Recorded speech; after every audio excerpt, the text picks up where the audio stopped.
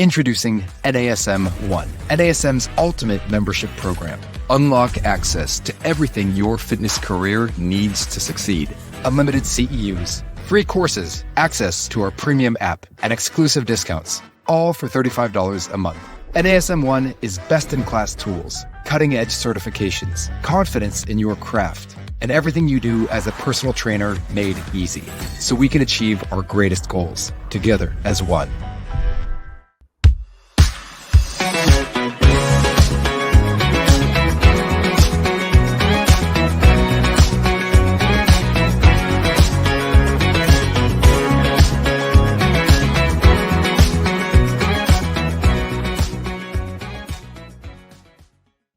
Well, hello there, listener, and welcome to this week's episode of the Better Than Fine podcast.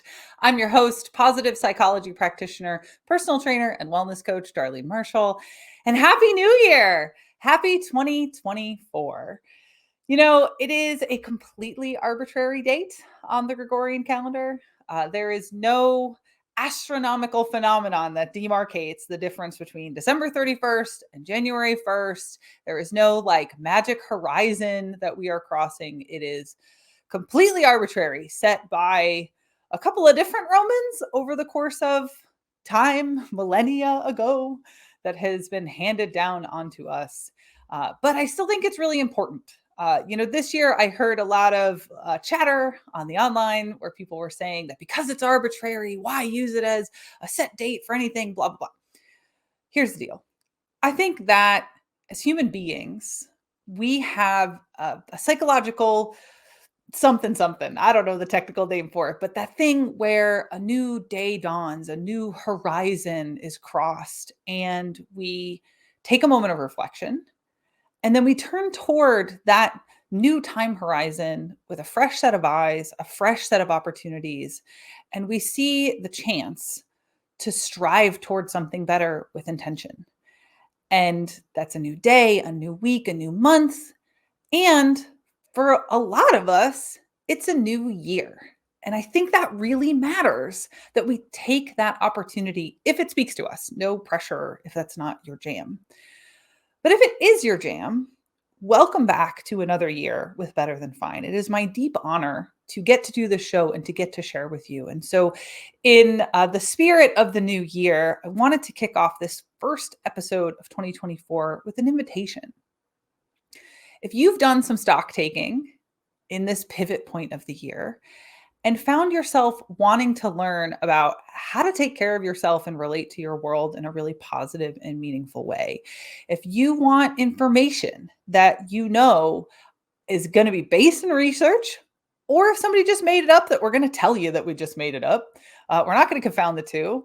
And if it's based on research, we're going to tell you how to use it and figure it out for yourself, because that's really important.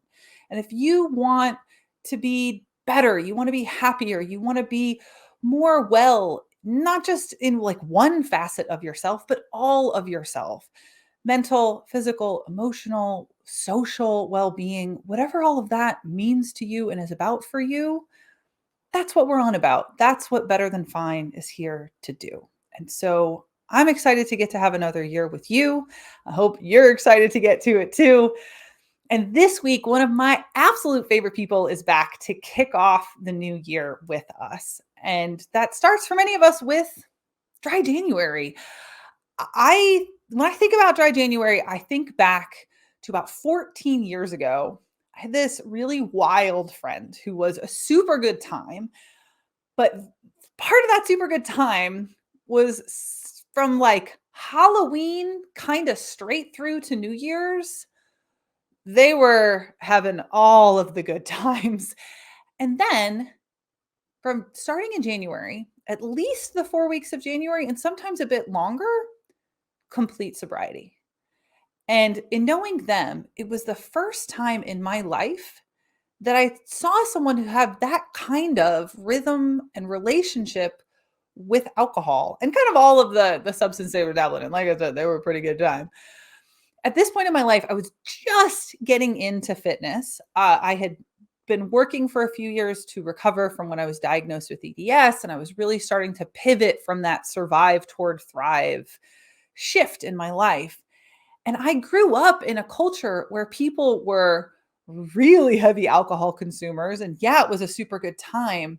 But the only people who were totally abstaining from drinking at any point were the people who had a problem with alcohol.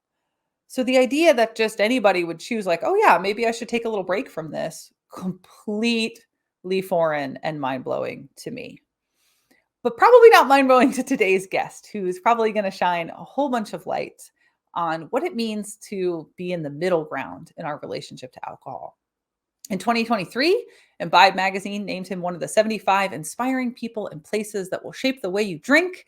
Who's the author of Mindful Mixology, a comprehensive guide to no and low alcohol cocktails, and the author of NASM's new mindful drinking course, which I just got the other day, and I'm very excited to get started.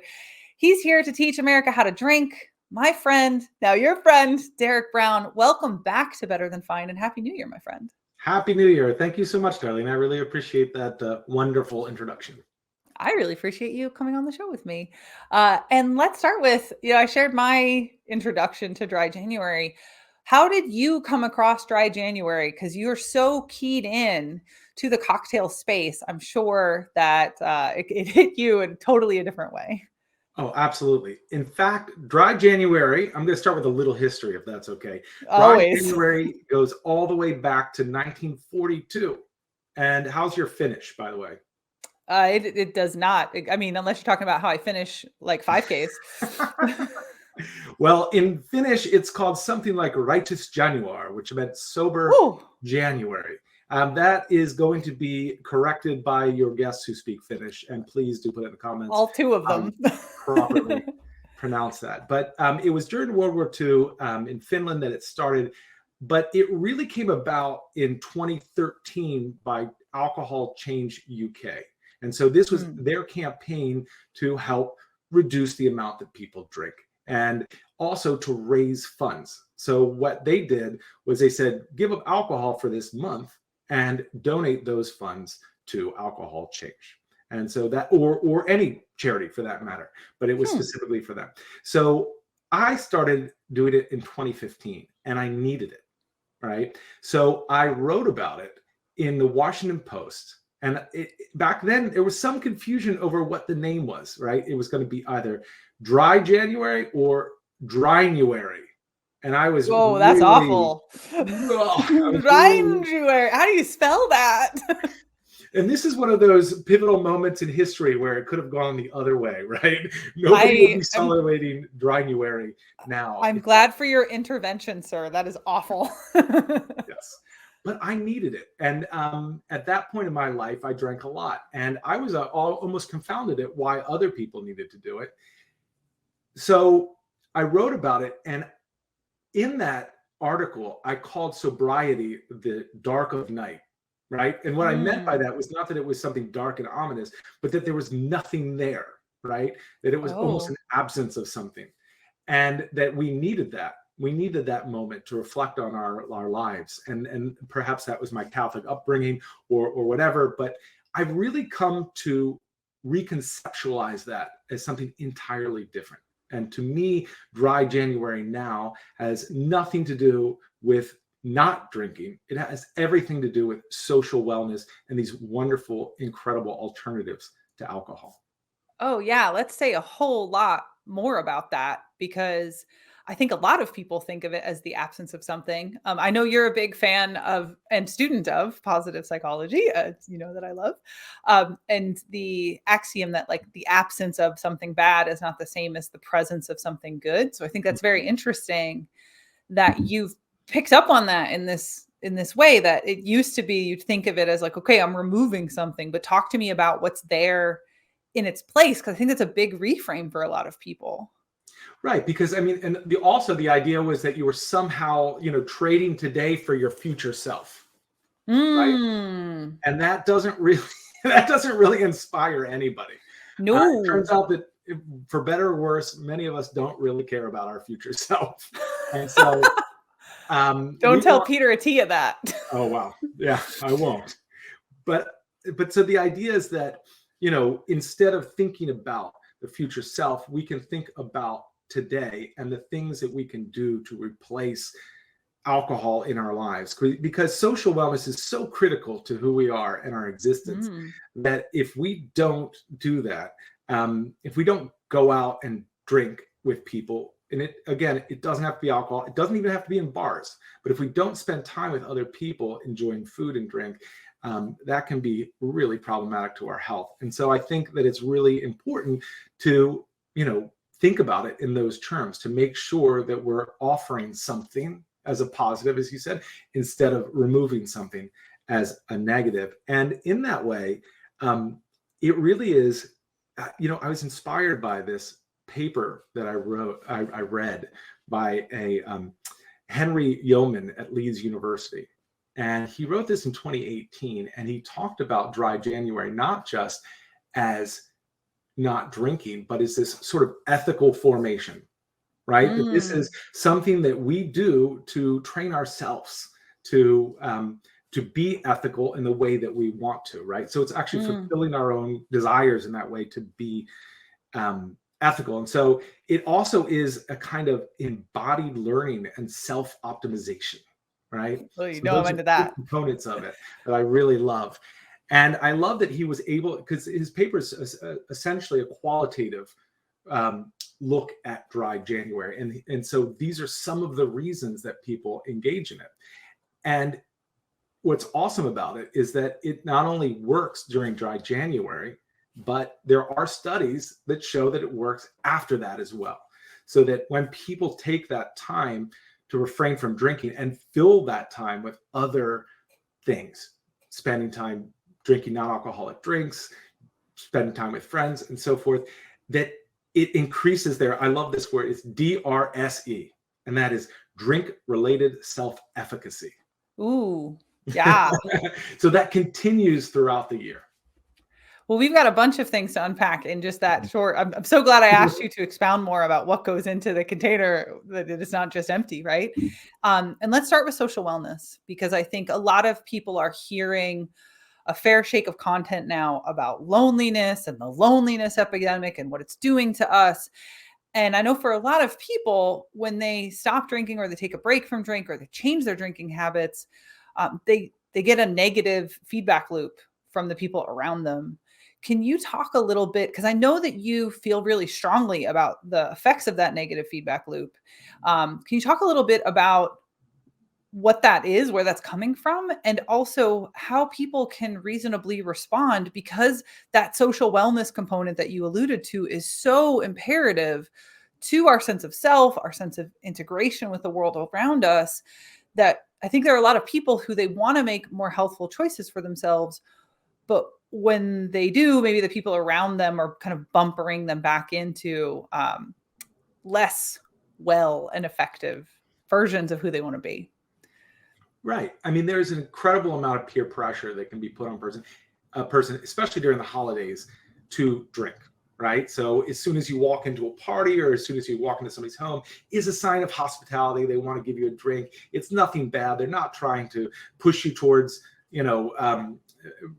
ill health. What they're trying to do is share something with you. And that really makes that really makes it special and something you want to do, except for the fact that maybe you don't want to drink. And so in that situation, you really have to kind of approach it in a different way. And there's lots of different ways that I recommend. And in my course, the NASM course on mindful drinking, I talk about some of these ways, but I'll share some today. Don't worry, you don't have to buy it. But I want to, say it depends on the time and place, right? There is obviously, if you're walking into somebody's home, that's one thing. If you're walking into a bar and the people are trying to push cocktails on you, pushing shots on you, that's another entirely. But the peer pressure is real. In fact, I experienced it not too long ago. I was at, of all places, one of the great cocktail havens in the United States, Dave & Buster's. For my I'm so used to you having like all of the coolest hookups that one caught me off guard. Good job. And I was there, and it was, the afternoon, and it was a birthday party. And I asked them, do you have any non-alcoholic beers? And the woman looked at me and goes, why? Oh, Right. Something happened to me very similar. I was at a pretty cool local restaurant. I ordered a cocktail that I knew to be a low alcohol cocktail, and the server immediately says, and I of course thought of you immediately. He goes, that doesn't have no booze in it, right? And I'm like, yeah, that is the literal point. Yeah. Hi, undercutting your own efforts. Yeah, So she says, why? Why? Yeah, so people are surprised. And obviously the answer to that is because I want one. It really doesn't matter. I should not be interrogated for not wanting to drink. It's the only drug. Customer. Yeah, it's the only drug that you are sometimes interrogated or berated for not using. Yeah. And that is just the reality. And again, most of it is innocent, and they're not trying to be jerks. It's just an inadvertent jerkitude, jerkhood, jerkability. And so I think that the answer to that is that we have to adopt some strategies if we're going to not drink or reduce the amount we're drinking and have alternatives. We have to kind of approach it differently. And so if I was going to somebody's house, there's really two things that I would do right off the bat. The first thing is I would talk to them and ask them if they have non-alcoholic alternatives. Tell them I'm not drinking. And you don't have to give a reason. You never have to give a reason. You just have to say I'm not drinking. Can you say more about never have to give a reason? Because I think there's a lot of people out there, whether we label it people pleasing or whatever, they feel like they need to justify their behavior. Can you say just a little bit more about like why we don't owe that to other people? Yeah, I mean, I think what it is that we definitely it's something personal to us. The way that we consume alcohol is our own decision, and there are many reasons for it, right? Some people's reasons are for health. Some people's reasons are for piety. Some people's reasons are just because they have a meeting the next day and they want, or they're exercising the next day. And so any one of these reasons is their own personal reason. They don't have to share it. That you wouldn't feel like you have to tell somebody why you're eating anything else. I suppose if you have some other eating restrictions, you might share that you're a vegan. That happens a lot. but generally, I think, it's not their business unless you want to share it. It's your own personal choice. Yeah, big snaps to that.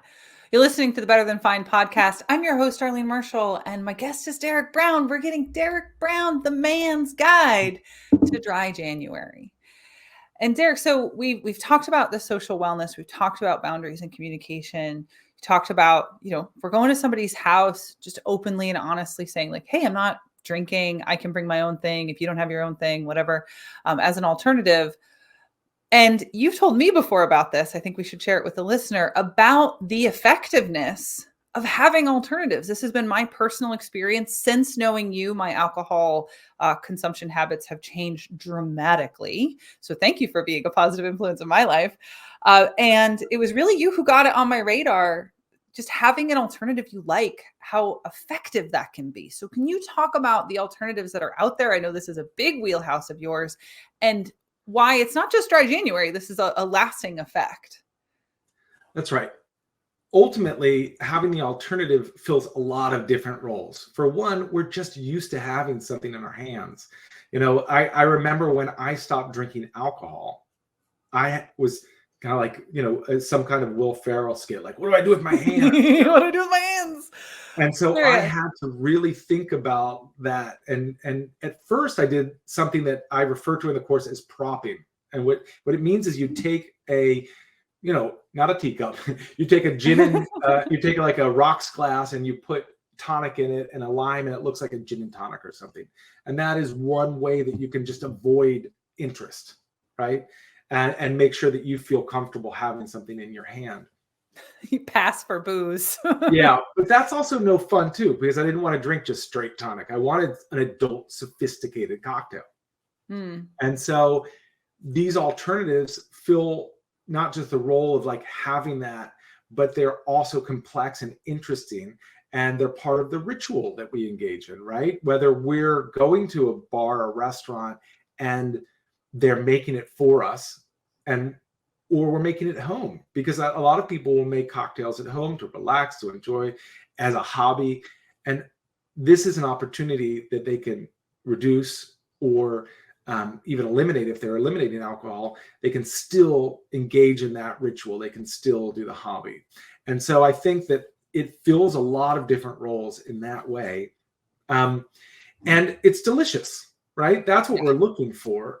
I think that the buzz that you get, the intoxication, is sometimes secondary to that experience. Just enjoyment of really saying, obviously when you drink something, it affects you. There's going to be physiological changes, whatever you drink, whatever you eat. And in this case, it's just not as profound as alcohol. Obviously, alcohol has a very specific effect on our bodies. And so I don't want to suggest that drinking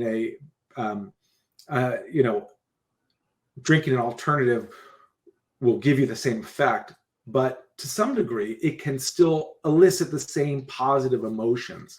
And for people, there was this one study that talked about heavy drinkers that when they gave it up, when they drank non-alcoholic beer, that they continue to have that sort of dopamine kick in when they drink it, which is very interesting. But there's other studies that talk about the placebo effect in alcohol. And so there is some experience we can get from that, some enjoyment that's there, besides just enjoying it for its taste. Well, I think this speaks to what we were talking about before. The absence of the bad is not the same as the presence of the good. In removing an alcoholic beverage, it doesn't mean I don't want something else that is pleasurable and that's important. And that is all entirely things that I learned from you. And it's funny to hear you talk about your prop drink, because that first few months that I knew you and I took that break from drinking, it was tonic and lime every time I'd go out. And then I got my dad on it because my dad was in a bad habit. If we went out to eat, he'd end up having a beer or two in the middle of the week, and then he'd feel really gross. And when I started drinking tonic and lime, he jumped on the bandwagon and completely stopped drinking during the week. So you have a ripple effect to my father. Thank you for making my father more helpful as well. Trying to help. But one of the things that you touched on as well is the idea that once you start doing the alternatives, that it can have a lasting effect on you. And so there was a recent study in Japan at the University of Tsukuba that talked about this. And it's a fairly small study, so I don't want to extrapolate too much. But the idea is that they replaced non-alcoholic drinks for 12 weeks to students. And that not only reduced their drinking during that period of time, it continued the effect for 8 weeks after that. So it had a continuing effect on the way that they drank. And in fact, in some cases, it reduced up to one drink that they'd have a day. So I think it's a really good way to transition from drinking alcohol to reducing the amount that you drink. Yeah, I think it's awesome. And to be clear, when we talk about alternatives, you're not only talking about, alcohol-free beers. Now there's a bunch of other stuff out there, right? Which again, I didn't know existed until I knew you. So can you talk a little bit about how it's more than just a zero alcohol beer at this point? Oh, absolutely. I mean, and first of all, the zero alcohol beers are now delicious, because at once upon a time they were not. No, so if anybody's out there is remembering the old non-alcoholic beers, they taste so much better now. Yes. Athletic is a brand that's fantastic. Groovy is another brand. There's so many great, even Sierra Nevada, Corona, Heineken, Guinness. There's Guinness that tastes pretty much like Guinness. So it's really impressive that they have these analog brands. But beyond that, there are ready-to-drink cocktails, which are essentially called RTD cocktails. They're cocktails in a can. They're made with fresh ingredients. They're really delicious, and they remind you of this sort of drinks with alcohol, sharing some of the same sensory characteristics. Then you have spirits, wine. Actually, wine is an area that we've seen a lot of improvement too. I especially love non-alcoholic sparkling wines. They're really excellent right now. So for over the holidays for New Year, obviously I popped a bottle of non-alcoholic sparkling wine, and it was tasty, not sweet, really dry, delicious, low sugar, all of that. Then we have the non-alcoholic spirits, which maybe are the least comparable to alcohol in a way, because one of the things to think about is that beer is so effective as being an analog product because it mostly is made of other things besides alcohol, right? Mm-hmm. Beer is about 5% ABV, or alcohol by volume, which means the amount of alcohol in the can. And vodka or bourbon are usually around 40%. So alcohol does a lot more heavy lifting there, which means that, you know, you can't really replace that flavor. But they do have some characteristics that really are the same kind of flavors, and you can mix them in cocktails. So you often don't drink them straight, but you can make them in cocktails and have really great results. Fabulous. You're listening to the Better Than Fine podcast. I'm your host, Darlene Marshall. My guest is Derek Brown, and we are unpacking a guide to dry January. So we talked quite a bit about what mindful drinking is, and taking the benefits of taking breaks from consuming alcohol. I think it might be useful, and I know that this is something you feel strongly about, talking about what it's not. Why is mindful drinking, or bouts of sobriety, not a magic wand for all the wellness things? Because the internet loves to tell us that it's gonna, like, I don't know, make your hair shinier, and you're gonna be bigger, faster, stronger, and everything's always the miracle. Where's the line there? Yeah, this beautiful mane right here, this is not the result of not drinking. This is mostly genetics.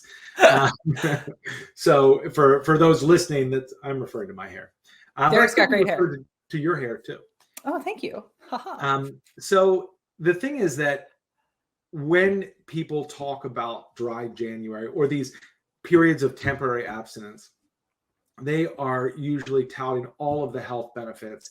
You're going to wake up the next day, you're going to feel great, your hair is going to be fantastic, you're going to sleep better, you're going to live your best life. And all of the proof is there on Instagram for you to see.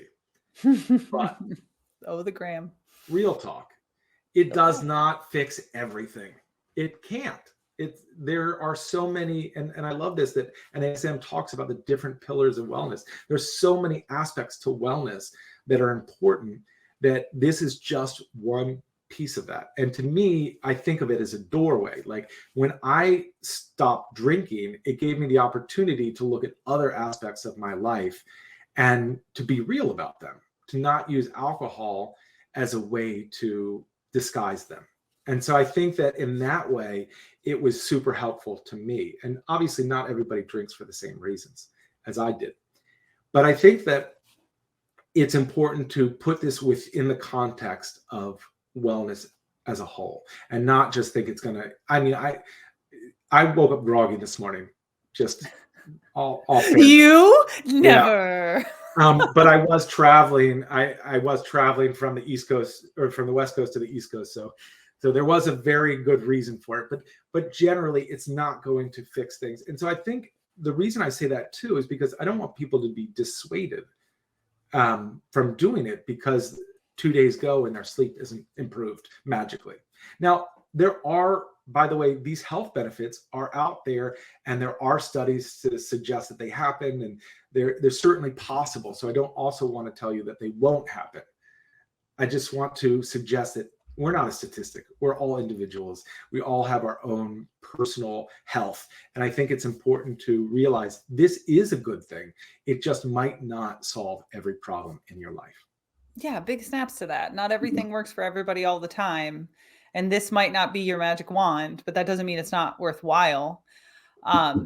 I do want to backtrack for just a second, because there is another point that I wanted to invite you to share on a bit, which is the idea that it doesn't have to be all or nothing to be effective as well, right? The idea, I feel like, the couple of years ago, 6-8 years ago, when everybody had their like internet challenge, and it was very all or nothing thinking, and dry January at some point was also this idea that like it had to be total sobriety to be effective.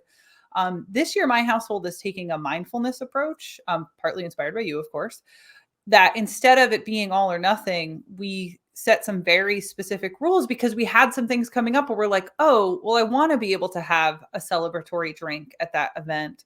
But that it was very intentioned and clear from the beginning so that we could really use it as a lens to examine our choices instead of this black and white thinking. So I don't know if you have any more that you want to say on that, but I think this idea that it can evolve with you instead of having to be just one thing. Oh, I could fill the whole show talking about Go, I please. really I'll think just this hang is out. an important topic because we set these rules for ourselves that are sometimes seem so rigid, but in fact, they're rules we set for ourselves. So we can change them if we need to, based on our need to progress, right? I always say progression, not purity. It's not a religion. Dry January is not a religion, right? You don't have to prove it to anybody but yourself. And if you want to take a break during Dry January, whether it's to celebrate with a friend, whether it's just because you really want to enjoy this one cocktail because you went to a special place and that's how they make it, there's so many reasons that you can just say, okay, I'm hitting pause and I'm going to have a drink right now. I mean, I don't think it should be an invitation to, a bender. I think that's something entirely different. I'm not recommending, like, okay, well, I'm just gonna, take every Thursday, I'm gonna, knock it out of the park with some drinks. I think it's still good to drink low alcohol drinks, to moderate the way you're drinking, but ultimately it's in your hands. You make the decision for yourself. Nobody else should tell you the way that you should approach Dry January because it's your decision. And I think that that's going to help you in the long run be more successful at that decision, because when you break, let's say that it's week 2, right? You're on the 14th day and that's it. You feel like you're going down. Then you're just going to give up for the rest of the month. You're going to say, that's it. It's over. I already broke it. It doesn't matter. No, at that point you say, great, that was then. And I'm moving forward. And for the rest of the month, I'm going to continue to observe Dry January, or dryish January, or damp January. Slightly damp January. Yeah. That's what I was saying. Whatever you want to call it. Voice January. Oh. But I think you bring up a really good point about the fragility of all or nothing thinking. And this is coming up a lot right now in a lot of new clients that I have, where they had this really rigid all or nothing thinking that before 2020, the last 3 years, they weren't able to bootstrap themselves back to that all or nothing thinking. And because of the fragility of that thinking, they're beating themselves up that they think they're not successful. And so the flexibility piece, I think, does help us build the self-efficacy that you were talking about, because we're building a real relationship that it's authentic, that's not this artificial, fragile, like it has to be a certain way, and it's so rigid. Let's pivot before we wrap up here to, I just got my mindful drinking course. I have not opened it yet. What should I feel really excited about for my course coming up? Well, the thing that I loved most about the course was in the beginning of it, the very beginning, I got to talk about the importance of alcohol, which might seem contradictory to mindful drinking, but it's not at all. In the beginning, I talk about how it's been such a huge part of our civilization. There at the very, inception of these human endeavors, ranging from religion to agriculture, right? I mean, it's been a huge part of who we are as a people. And so you can't just put it aside and say, oh, well, I'm not going to drink it. It doesn't matter anymore, and we should never have it anymore. I think that is a bad take. Obviously, each person should decide for themselves whether they drink or not, but I just mean as a collective society, it's been important to us.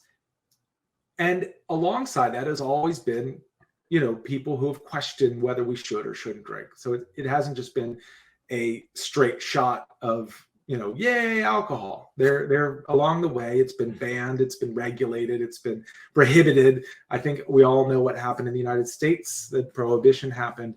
That happened as far back as Aztec society, So I get to talk about that. And share a little bit about that. Don't get the wrong idea. This isn't a hard history course, but I share just enough that I think that people can get a real picture of the meaning of alcohol in our lives. And there are some aspects that I don't want to ever go away, right? I see that we have these producers that I visited in Guadalajara who make they make raicilla, which is an agave spirit, like mezcal. It's called mezcal in other places. And they've been making it for hundreds of years, and it's part of their family tradition. And I get that, and it makes sense to me. Even if I don't drink, I can respect that tradition. And so I want to share that. And so that was one of my favorite parts of the course. As we move along, I go into the different types of alcohol. So I really get the chance to share, things like, what is ABV? Because that is confusing to people, right?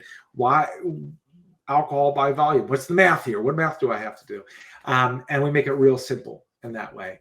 But we definitely get into the health aspects of it too. And that was a little bit of a stretch for me to learn more about it. And I got some support along the way, which is really cool. And you'll see in the video that there are some videos where we talk about, alcohol and sleep and various health aspects of it.